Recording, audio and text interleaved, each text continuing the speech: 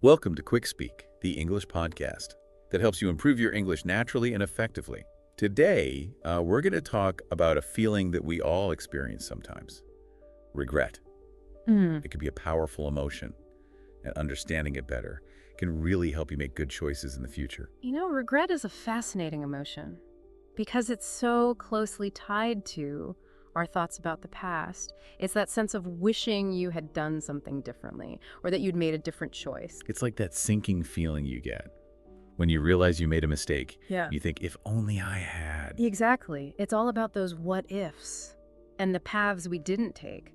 We often imagine how things might have turned out differently, and that can lead to feelings of sadness, disappointment, or even guilt. But regret isn't always a bad thing, is it? Yeah. I've heard that it can also be a powerful motivator.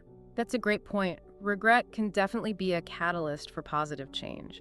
It can highlight the things that are truly important to us, showing us where we might need to make adjustments in our lives. So how can we tell the difference between regret that holds us back and regret that helps us grow? One way to think about it is to consider whether the regret is focused on action or inaction. Regretting something you did, like eating an entire cake, or saying something hurtful, can teach you to make healthier choices in the future. Like learning from your mistakes. Precisely. But regretting something you didn't do, like not taking a chance or not pursuing a dream, can be even more powerful. It can push you to step outside your comfort zone and go after what you truly desire. So inaction regret can be a wake-up call. Start living more boldly. Exactly. It can remind us that we have the power to shape our own lives and that it's never too late to make a change. But how do we deal with the feeling of regret itself? It can be such a heavy emotion to carry around. There's a really helpful model for processing regret and finding forgiveness called the R-REACH model, developed by a psychologist named Dr. Everett Worthington. I've heard of that. It's a 5-step process, right? Yes. It starts with recalling the situation that's causing you regret, trying to see it objectively, without exaggerating or minimizing the hurt. Then you try to empathize with everyone involved, including yourself, understanding their perspectives.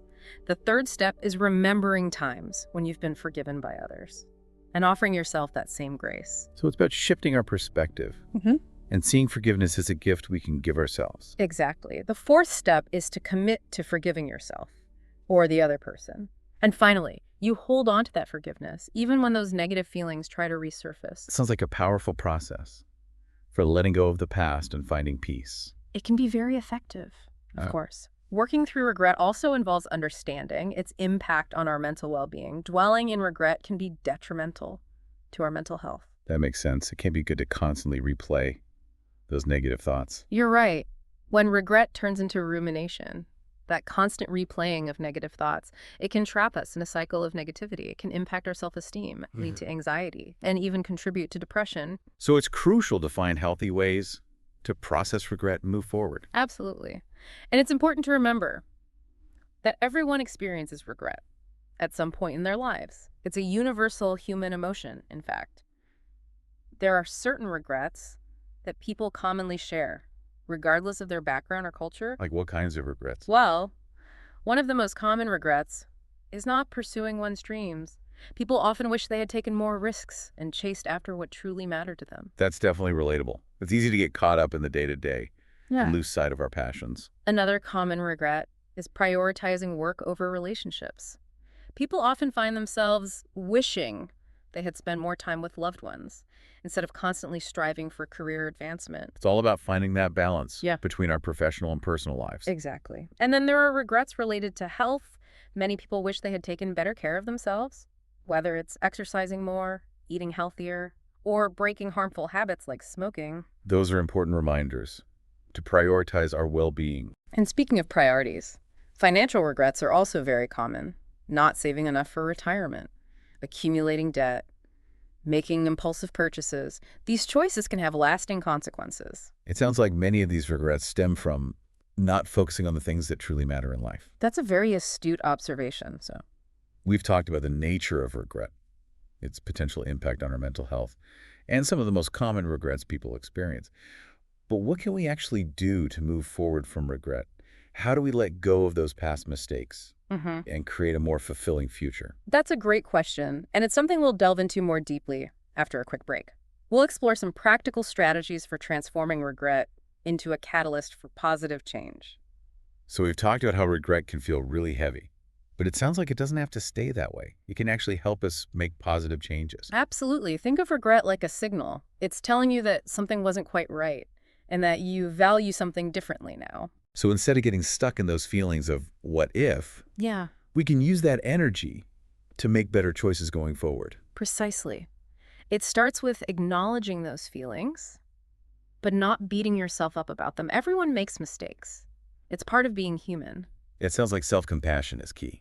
It really is. And one of the best things you can do is shift your focus to the present moment. Dwelling on the past won't change anything, but focusing on what you can do now can make a real difference. So instead of thinking, I should have done this, we can ask ourselves, what can I do today to move towards what I truly want? Exactly. And remember, regret can be a fantastic teacher. If you can look back at a situation and understand why you made a certain choice, you can use that knowledge to make different choices in the future. It's about turning those past experiences into valuable lessons. Precisely. And if your regret involves hurting someone else, taking responsibility for your actions can be a powerful step towards healing. So apologizing, making amends if possible, can help us let go of that guilt and move forward. It can be incredibly freeing.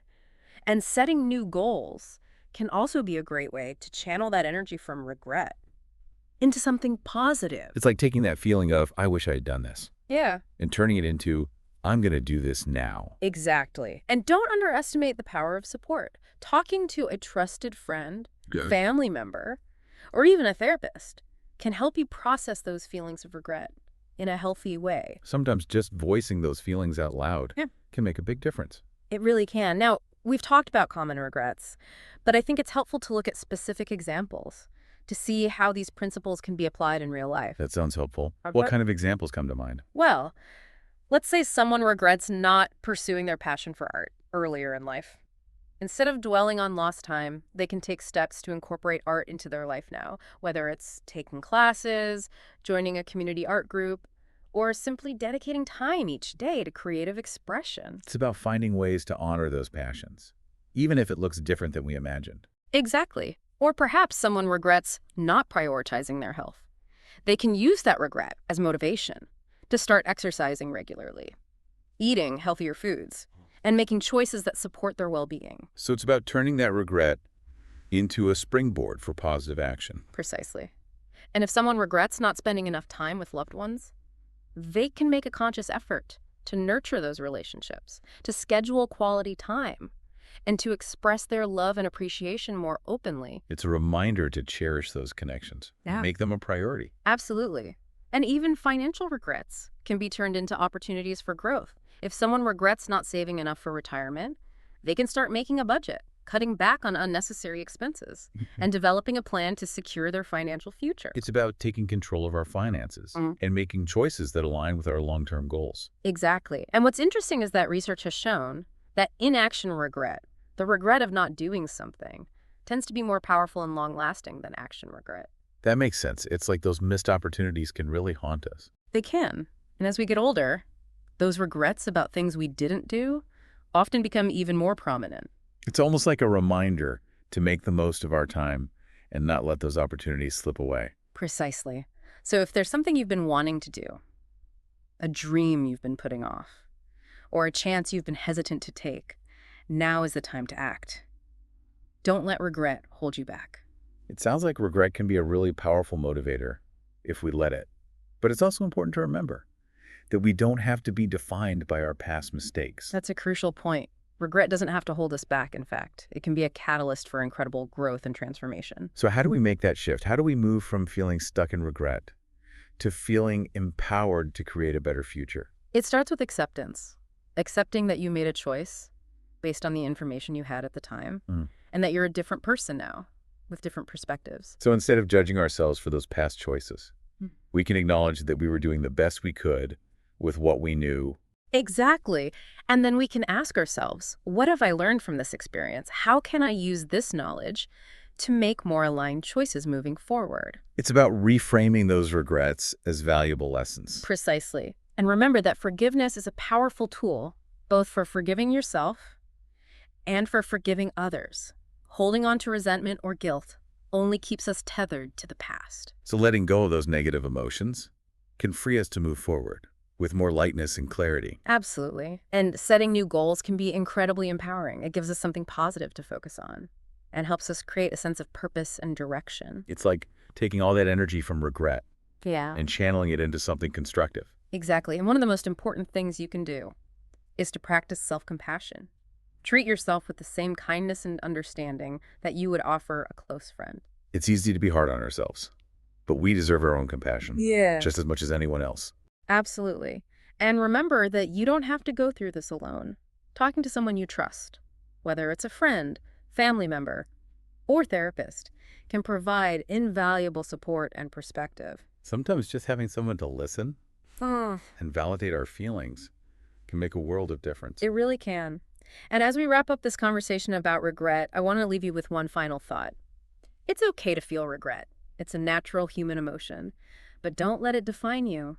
Use it as an opportunity to learn, grow, and create a future that's more aligned with your true self. That's a beautiful message. Thank you so much for sharing your insights with us today. I think our listeners have gained a lot of valuable tools for understanding and navigating the complex emotion of regret. It's been my pleasure. And remember, if you'd like to explore this topic further, be sure to visit our website. We'll have a list of vocabulary words and some helpful exercises related to today's episode. And don't forget to subscribe to QuickSpeak so you don't miss our future episodes. We'll be back with more tips and strategies to help you improve your English fluency. Until then, keep practicing and keep learning. Goodbye.